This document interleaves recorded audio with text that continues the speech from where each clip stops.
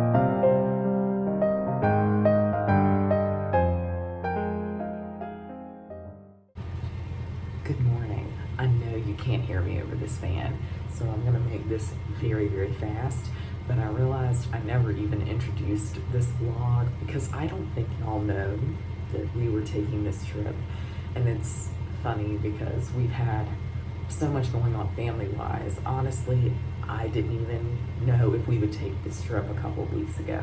So it is me and my mom again. I convinced my mom to come again, but we're spending the first few days here in Rome. We have 5 days in Rome, which is the longest amount of time that I have ever spent here, which is so incredible. I don't really know how I'm gonna split the vlog up. I think it'll probably be more in terms of days this time, maybe a couple of days here and there, because I think last year I wound up just making a 1 hour long vlog and that was overwhelming to me. But my mom is still asleep. I had to get up at 1 o'clock in the morning and go get us a fan from the front desk. And you know what? I had the entire conversation in Italian at 1 o'clock in the morning. So there are things to be proud of, but it really was like unbelievably hot in here. It's funny, we stayed at this hotel last year and we loved it and really had nothing to complain about, especially because they had like this gorgeous rooftop terrace. And yet this year, yesterday when we got here, I thought if this had been the first time that I stayed at this hotel, I would have had a lot of complaints about it, but the hotel people are really nice. I tried to save my hair for one last day. I did this before I got on the plane. And I don't know why I ever try to do my hair or look halfway decent on a plane. I feel like planes are liminal spaces and we should be allowed to look terrible and nobody should be allowed to comment on it because it was an awful flight. I did get moved. The guy, when he was checking us in at the airport, moved us to an area with extra seats, which was really nice. He just did that out of the kindness of his heart. He just looked and he found a place with extra leg room. That was great. And I'm gonna show y'all something that y'all need if you ever take a long haul flight, because I got this like foot swing that hooks onto your tray table and you can rest your feet in it. Miracle working stuff. But all in all, I felt terrible on the flight. And then I felt terrible yesterday morning. And like the ride into the city, I was just praying the whole way. I literally just felt terrible. And then I got here and I had a Coke and I felt better. So today it is Monday. It looks like it's gonna rain, so I don't really know what we're gonna do.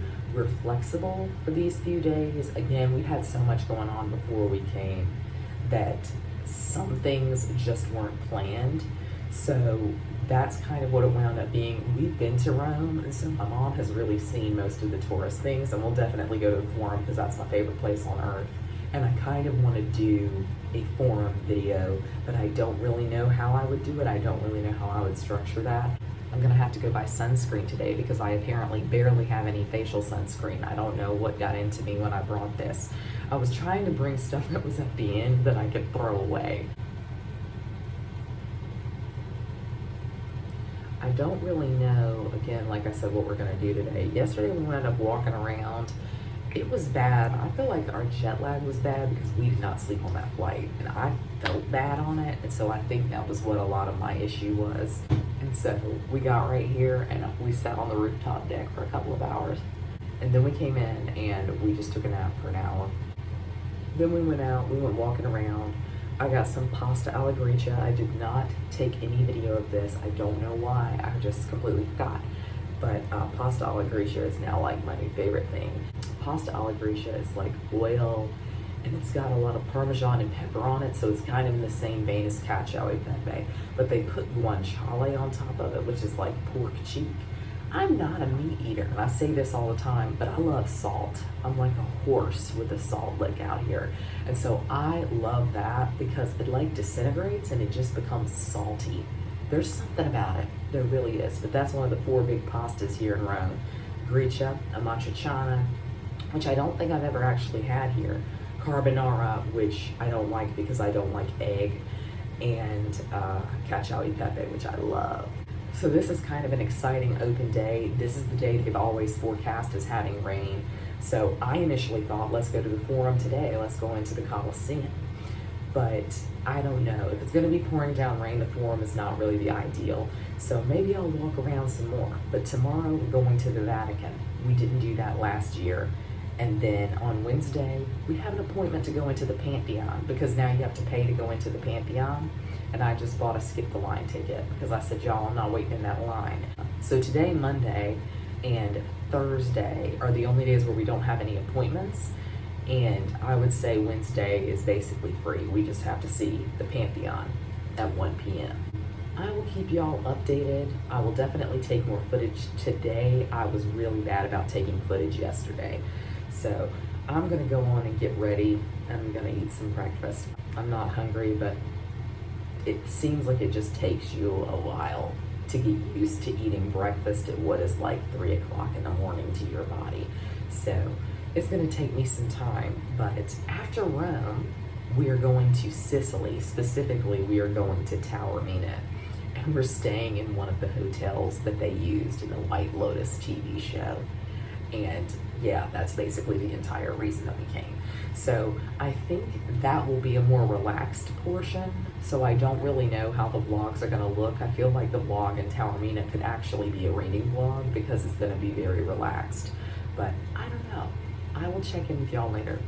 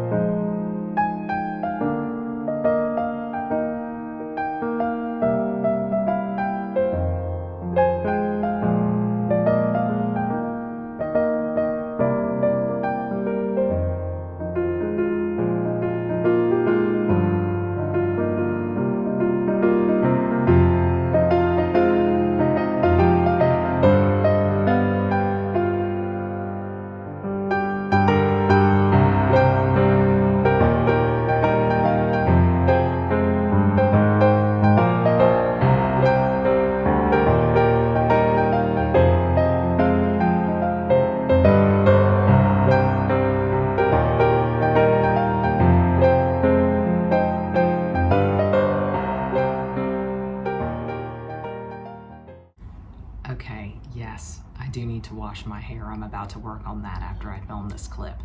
But I didn't take a lot of footage today. It wound up raining. I don't know if I mentioned that earlier, but rain has been in the forecast. It's really made us wary because before we came, they said it was gonna rain basically every day while we were here. I think now they have adjusted it, and today was really the only day with guaranteed rain. Let's keep our fingers crossed. Today has been very laid back though, because I sometimes feel like the day you get here and then the day after, that's time that your body has to really recover from the jet lag. And I don't know that I ever truly feel jet lagged, because I can normally go to sleep at the time that you need to go to sleep, but I sometimes just feel like really exhausted during the day. But I've been to 3 gorgeous churches that I want to share with you. The first we went to yesterday, and I can't believe I forgot to mention that this morning when I was doing my intro.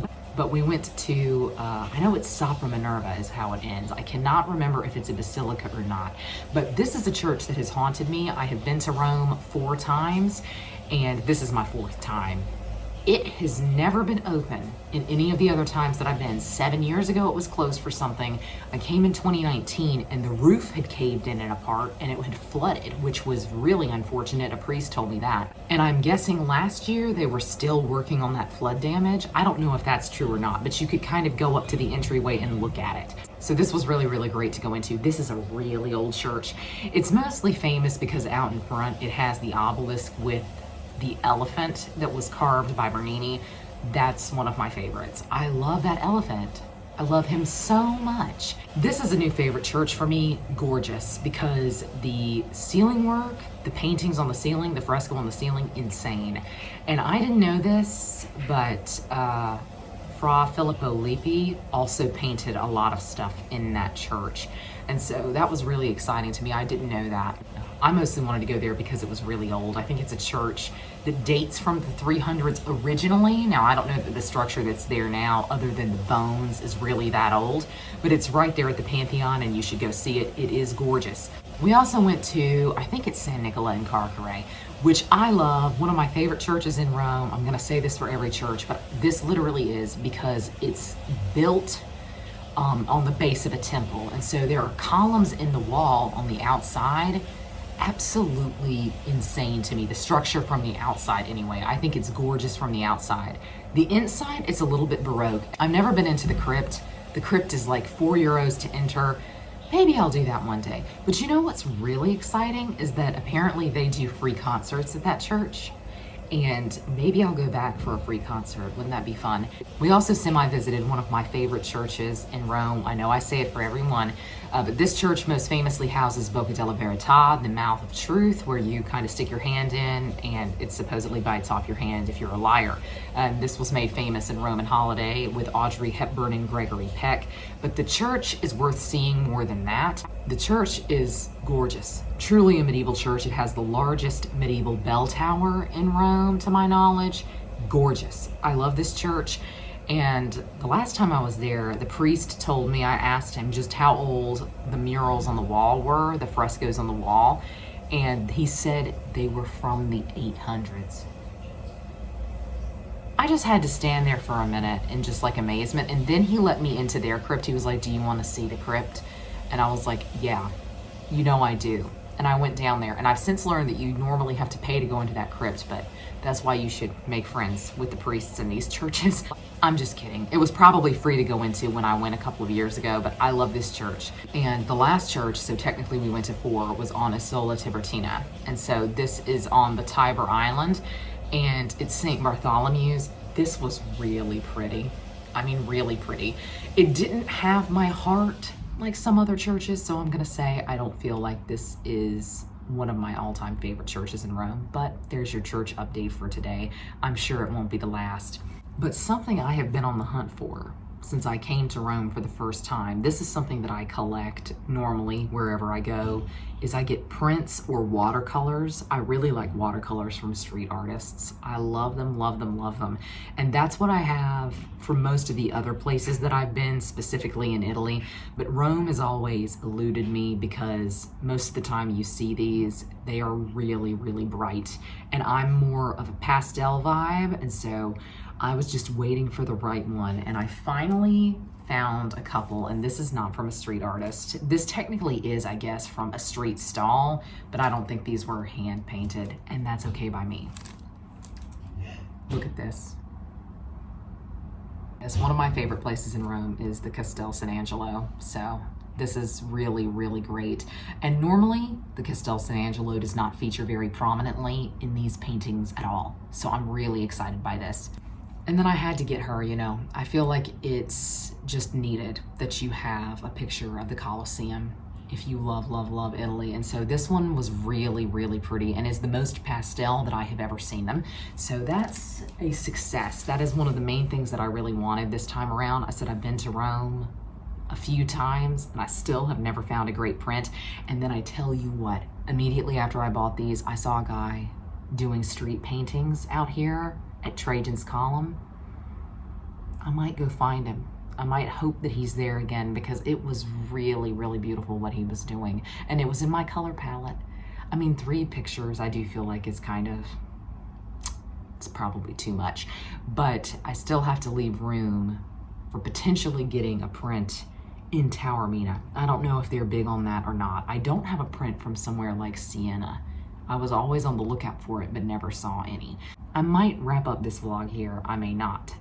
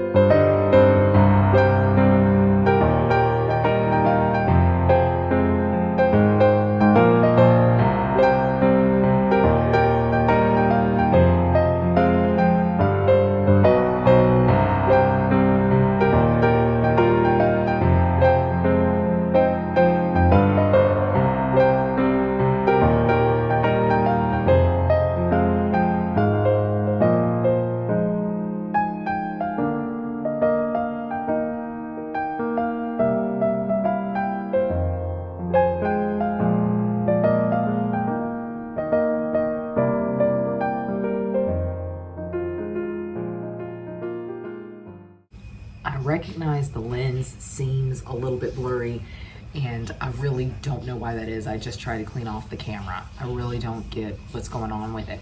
But as you can see, I clearly did not wrap up the vlog yesterday. I just started editing it and I thought, this is kind of short. I can add in an extra day. So today we went to the Vatican. As I'm sure you saw, we went to the Vatican Museums. I am telling y'all, I'm about at the point where I can't be allowed out in public because I am getting sick and tired of the crowds. And it's not so much to me that there are crowds of people. I think it makes sense that everybody wants to come see objectively some of the greatest art that was ever created. That makes total and complete sense to me. But to me, it's the amount of people acting like an absolute idiot that really ruin the experience for everyone else. I mean, I'm talking people who just stand in the middle of the hallway, barely looking at something. And I was getting so frustrated in the Vatican Museums. Y'all truly do not know. And then I went into the Sistine Chapel and I thought, it's all worth it. And believe it or not, they actually were allowing us to take photographs in there. I don't know if that's truly allowed, but it is something I saw like tons of people doing, and no one stopped them. And there were no signs up that said no photography. So I'm guessing they now allow you to take footage of it. So I took some footage for y'all. It's amazing to me. My mom told me she was a little bit disappointed by it. And it was because she didn't really understand what the structure of the ceiling or the chapel was going to be. She thought it was going to be in a dome, kind of. And I told her when I first saw it, I've only seen it one other time. And it was when I first came to Rome. And to me, the Sistine Chapel in general is just so much larger than what I thought it was. I think in photographs it looks really enclosed and really small, but when you're there you realize just how vast it is and just how hard it would have been, frankly, to get the job done in terms of painting the Sistine Chapel ceiling. But Botticelli painted around the wall. It's a shame we don't look at him. We're there to see the ceiling. And so I tried this time to look at my man Botticelli's work, and it really is beautiful, but the ceiling is stunning. Like, the most unbelievable thing about it to me is that so many of the figures that are painted on certain facets of the ceiling look 3D. They look like they're just kind of walking off of the ceiling, and like you could reach out and grab them. They really do look three-dimensional, which I think is really fascinating. I don't know if they've always looked like that or if that's something that happened in the cleanup process, because I heard a lot went down when they finally cleaned the Sistine Chapel ceiling and got all of the soot and dirt from the candles off of it. And some people have taken issue with that over the years, how they cleaned it up and how they repainted certain sections to make the colors more vibrant. I personally just think it looks really great.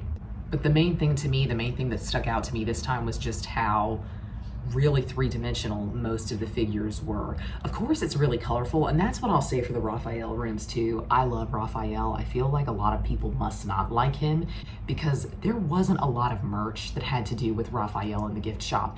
In fact, I'll tell you this, I don't think there was any merchandise that was related to the Raphael rooms in any of the gift shops. And there was really nothing to do with the creation of Adam, which is what I wanted. I wanted the fingers almost touching from the creation of Adam in like a poster or something. You wouldn't believe it. They don't have it. They don't have it as a print. Probably because it's really popular, but I just thought we need to do an overhaul here of the Vatican Museums gift shops because I have some ideas and I have some thoughts and I know they would sell. But it just made me wonder, do people not care that much about the Raphael rooms? And really, even when we were in there, I thought that there were other parts of the museums where people stood around and just stared into space and you're wondering why you're not getting it. But to me, nobody really did that in the Raphael rooms. People just kind of listened to their audio guide and moved on. Audio guides, I'm sorry, are a menace to society because I think they are giving people the leeway to just stand there and look like this. The world revolves around them. Anyway, you also see my favorite statue, well, my second favorite statue in the Vatican Museums, and it's Laocoon. I love this statue of the snakes eating Laocoon and his sons, which is from the Iliad and parts of the Aeneid. And so this is a really famous statue, and it's gorgeous. It really is. It's awe-inspiring. And I felt like a lot of people clustered around that and were standing there looking at that. It's just interesting to compare what people were really interested in versus the Raphael rooms, when to me, they're the stunning part. They're the really interesting part. They and the Borgia apartments, I think, are the most interesting rooms in the Vatican. And nobody cared anything about the Borgia apartments. I was blown away. I really could not believe it. Like, I could just tell that people were trying to move through the Borgia apartments and get to the Sistine Chapel. And years ago, when I first came, there was like a fast track tour that you could take that would essentially take you on the greatest hits journey of the Vatican Museums. And you would have gone around the Borgia apartments to get to the Sistine Chapel. I don't think they allow that anymore. I think the only way that you could do that now is if you were on a particular tour group. And so everyone and their brother was moving through the Borgia apartments like sardines in a can. And I just thought I would like to appreciate this because I love the Borgias. So that's definitely one of the more interesting sides of the Vatican Museums to me.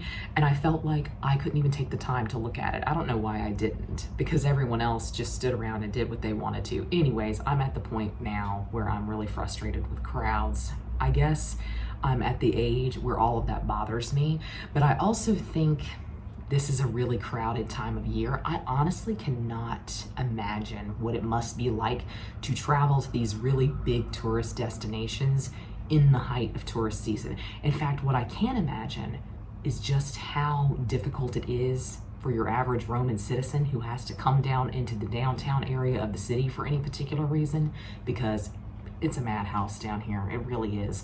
But we went to the Vatican, that was really great. We also went to one of my favorite places in Rome, and in fact, I'm gonna say, it is my favorite museum in Rome. There, I said it, and that's Trajan's Marketplace, but I'm going to save that for the next vlog. So that will be the end of this vlog. I think this covered 2 full days, and I think that's a good amount, but I'm really excited. We have 2 more full days here in Rome, and so we still have to go to the Forum, we still have to go to the Pantheon tomorrow, and I would like to go to the Keats Shelley house. I don't think I'm gonna make it out there to Shelley's grave or Keats's grave. That's been on my bucket list for a little while now, and the English cemetery is just so far out of bounds. It's outside the city walls, and I just don't know if I'm gonna get out there this time around, but you need an excuse to come back. Anyways, I hope you enjoyed this first Rome vlog, but that's going to be all for me today. I hope you're all having a great week. Happy reading. Goodbye.